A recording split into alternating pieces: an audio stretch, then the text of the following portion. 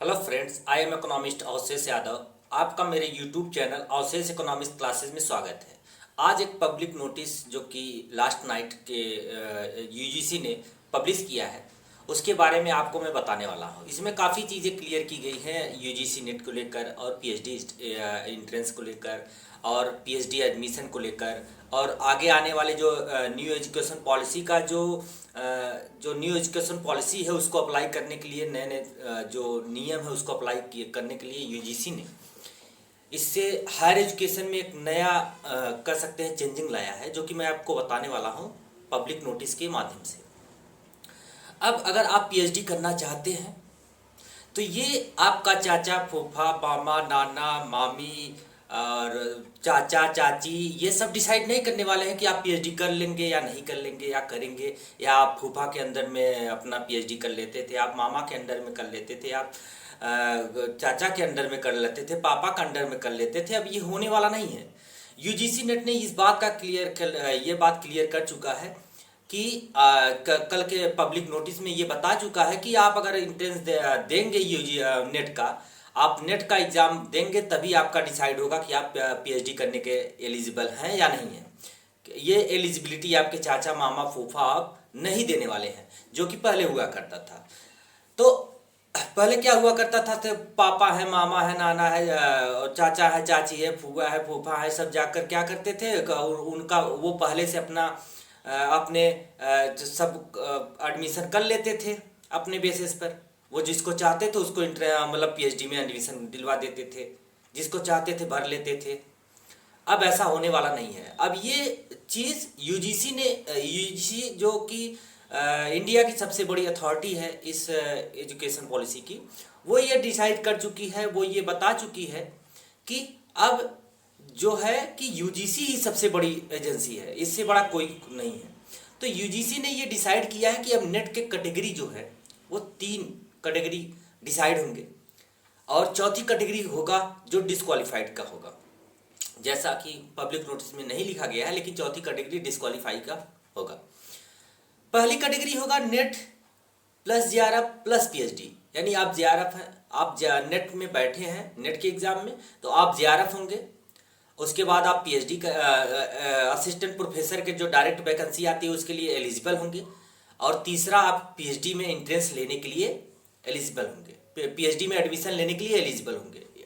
अब जो मल्टीपल जो इंट्रेंस हुआ करता था अदर यूनिवर्सिटीज़ के, वो नहीं होकर देने होंगे आपको कि अदर यूनिवर्सिटी अपनी जो इंट्रेंस टेस्ट कराती थी पीएचडी में एडमिशन के लिए। अब उन चीज़ों का जो है कि यूजीसी ने ये क्लियर किया है कि अब ये नहीं होने वाला है। अब यूजीसी ही डिसाइड करेगी कि कौन एलिजिबल है पीएचडी में एडमिशन लेने के लिए।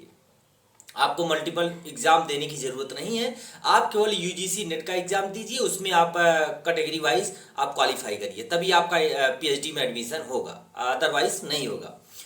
तो ये न्यू एजुकेशन पॉलिसी के थ्रू ये निर्णय लिया गया है। एक एक्सपर्ट कमेटी बैठाई गई थी जो कि 13 मार्च, और यूजीसी का 578वां ये बैठक था, उसमें एक्सपर्ट कमिटीज़ बनाई गई। उसमें न्यू एजुकेशन पॉलिसी के through 1 nation 1 entrance test for PhD के लिए निर्णय लिया गया है। उसमें जो एक्सपर्ट द्वारा दिया गया जो अपना व्यूज़ है, वो जो ओपिनियन है, वो यहाँ पर यूजीसी नेट ने क्लियर किया है। उनका बताना है कि अब यूजीसी नेट जो है वो 3 कैटेगरी में अपना रिजल्ट घोषित करेगी नेट का। पहले 2 कैटेगरी में हुआ करता था, जो पहले जेआरएफ प्लस नेट और दूसरा ओनली नेट क्वालिफाइड। अब इसमें एक चीज़ और जोड़ दिया गया है, अब जोड़ा गया है कि जेआरएफ प्लस नेट और फॉर पीएचडी, और दूसरी कैटेगरी जो है कि नेट फॉर पीएचडी, और तीसरी कैटेगरी है क्वालिफाइड फॉर ओनली पीएचडी। और ये चीज़ें आपके लिए फ़ायदेमंद होने वाली है, क्योंकि आपको दर दर भटकने की ज़रूरत नहीं पड़ेगा। आप एंट्रेंस टेस्ट एक जगह देंगे और उसी के बेसिस पर आपका पीएचडी में पीएचडी में एडमिशन होने वाला है। हाँ, एक बात और क्लियर करना चाहता हूँ, अब हर एक व्यक्ति अगर नेट क्वालिफाइड है जो भी है, वो एक व्यक्ति दूसरे के अकॉर्डिंग दूसरे के बराबर नहीं है, क्योंकि अब जो नेट का जो स्कोर घोषित होगा वो दो बेसिस पर होने वाला है। पहले या तो मार्क्स के बेसिस पर होता था या परसेंटाइल के बेसिस पे होता था, जिसमें जो एक पाली में जो एग्जाम हुआ होता था उसका मार्क्स घोषित करते थे, जिसका दो पाली में या मल्टीपल पाली में जो अगर उसका एंट्रेंस हुआ है यूजीसी नेट में तो उसका परसेंटाइल के बेसिस पर रिजल्ट घोषित किया जाता था।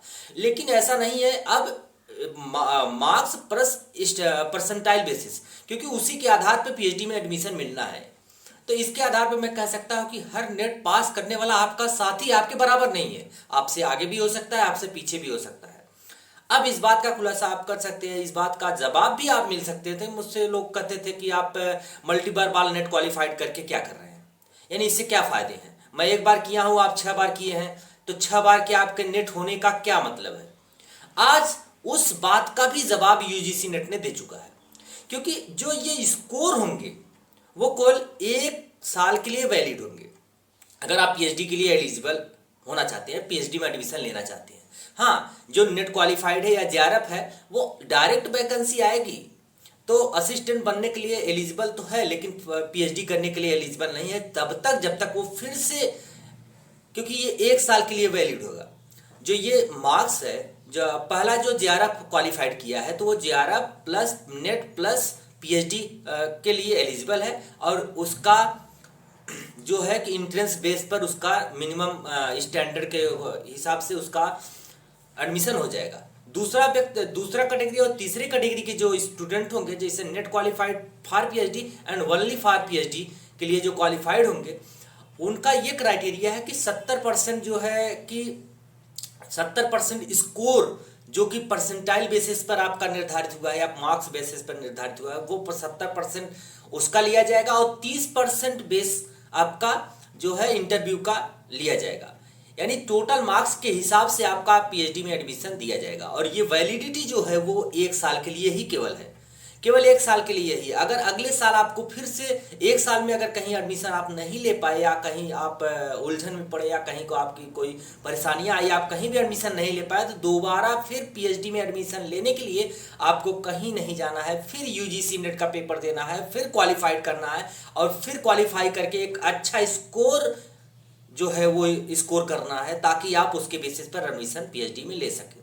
यानी अब डॉक्टरेट का जो डिग्री है वो इतना आसान नहीं है पाना। अब हुआ थोड़ा सा मुश्किल क्या, आसान भी है मैं कह सकता हूं, क्योंकि अब मल्टीपल जो है वो एंट्रेंस देने की जरूरत नहीं है, आपको एक जगह ही एक ही एंट्रेंस देना है। दूसरा चीज ये है कि जिन बच्चों का नहीं हो पाता था एंट्रेंस में, और क्योंकि वहाँ पर फूफा मामा चाचा किसी के एडमिशन कर चुके हैं, तो अब उन बच्चों को वो अपॉर्चुनिटी मिलेगा। वो स्कोर अगर करके, अगर अपना स्कोर अच्छा बनाकर यूजीसी नेट के थ्रू आते हैं, तो एंट्रेंस उसी के बेसिस पर ही होना है। अब कोई अपने बेसिस पर उसका किसी का एडमिशन नहीं ले सकता है, इस बात का यूजीसी ने डिक्लेयर कर चुका है। और इसको दो पेज में इसका नोटिफिकेशन है, जो कि आपको नीचे हमारे दिख रहा होगा।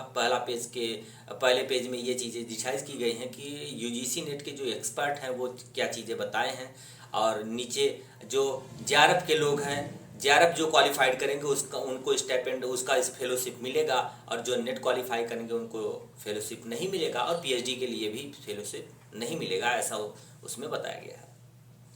हाँ, इसमें कुछ चीज़ें और भी क्लियर करने वाली बातें हैं कि जो नेट का जो आप जैसे आप मानते हैं कि जो 1 साल की वैलिडिटी है स्कोर जो पीएचडी के लिए, वो पीएचडी के लिए माना गया है जो नेट क्वालिफाइड है। और जो जेआरएफ है, जेआरएफ और नेट के लिए जो क्वालिफाइड स्टूडेंट्स हैं वो अपने आगे डायरेक्ट टेस्ट जो होते हैं असिस्टेंट प्रोफेसर के लिए वो क्वालिफाइड हैं, क्योंकि क्वालिफाइड फॉर असिस्टेंट प्रोफेसर लिखा जाता है, तो वो असिस्टेंट प्रोफेसर बनने के एलिजिबल होंगे। लेकिन जो खाली केवल पीएचडी के लिए क्वालिफाइड होंगे, उनको फिर से एंट्रेंस देकर पीएचडी जब वो कंप्लीट करेंगे तब वो एलिजिबल होंगे असिस्टेंट प्रोफेसर बनने के लिए। यानी उनको 5 साल पहले पीएचडी करना होगा, 3 से 5 साल के बीच। तो जब उनका पीएचडी कंप्लीट होगा तब वो एलिजिबल होंगे डायरेक्ट टेस्ट में बैठने के लिए। और अगर वो नेट या जेआरएफ क्वालिफाइड है तो वो डायरेक्ट बैठ सकते हैं किस असिस्टेंट प्रोफेसर के जो डायरेक्ट वैकेंसी आती है उसमें। और ये एक शॉकिंग न्यूज़ है और एक गुड न्यूज़ भी है। गुड न्यूज़ ये है कि आपको मल्टीपल इंट्रेंस नहीं देना होगा। आपका जो स्कोरिंग कार्ड जो स्कोर करता था, जो जेआरएफ के करीब पहुंचकर अपना बढ़िया स्कोर बनाता था और जो केवल मिनिमम मार्क्स से पास होता था, वो भी ये चैलेंज करता था मैं भी नेट क्वालिफाई हूँ, आप भी नेट क्वालिफाई हो, आप में और मेरे में क्या क्या अंतर है। तो उसमें अंतर नहीं समझ में आता, लेकिन अब यूजीसी ने अंतर दिखा दिया है कि ये किस तरह का अंतर होने वाला है आगे। क्योंकि अब परसेंटाइल बेस होगा कि आपका रैंकिंग घोषित होगा कि आप ऑल इंडिया रैंक कितना स्कोर कर पा रहे हैं, यानी कि आपका जो स्कोर है वो किस लेवल पर है। दूसरी चीज़ ये कि आप जब मल्टीपल बार एंट्रेंस एग्जाम देंगे तब ये समझ में आएगा कि मल्टीपल बार नेट क्वालिफाइड करने का और एक बार नेट क्वालिफाई करने का क्या फ़ायदे हैं। क्योंकि अब एक बार नेट क्वालिफाइड करने के बाद आप एडमिशन पीएचडी में नहीं ले सकते हैं अनलिमिटेड उसका। तो अब आगे देखा जाएगा कि क्या उसका जो वैलिडिटी है अनलिमिटेड है कि कैसा है। वो अनलिमिटेड ही है मेरे हिसाब से कि नेट और जेआरएफ का जो वैलिडिटी है यानी असिस्टेंट डायरेक्ट बनने के लिए वो एलिजिबल है अनलिमिटेड। लेकिन पीएचडी में एडमिशन करने के लिए केवल एक साल ही वो एलिजिबल होगा। वो स्कोर एक ही साल के लिए मान्य होगा। दूसरे साल एडमिशन कराने के लिए आपको दूसरा एंट्रेंस एग्जाम देना होगा। यानी अब फूफा मामा चाचा चाची इन सब का रोल इसमें खत्म होने वाला है। खत्म होने वाला क्या है, खत्म हो चुका है। अब वो लोग डिसाइड नहीं करेंगे कि कौन पीएचडी करेगा, कौन पीएचडी नहीं करेगा। अब यूजीसी एक ही एजेंसी है जो ये डिसाइड करेगी। One nation one entrance PhD entrance test for PhD के लिए जो निर्णय ली है वो बहुत ही अच्छा है मेरे हिसाब से।